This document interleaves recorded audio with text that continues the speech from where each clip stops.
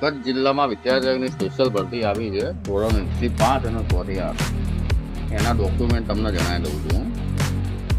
એના ડોક્યુમેન્ટ છે એલસી જાતિનું પ્રમાણપત્ર,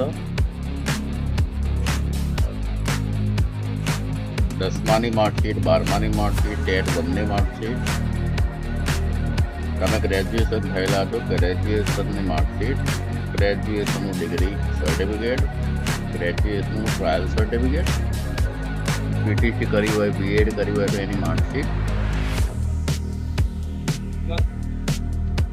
એની માર્કશીટ, પછી પીટીસી બીએડ જે કર્યું હોય તમે એનું ટ્રાયલ પ્રમાણપત્ર.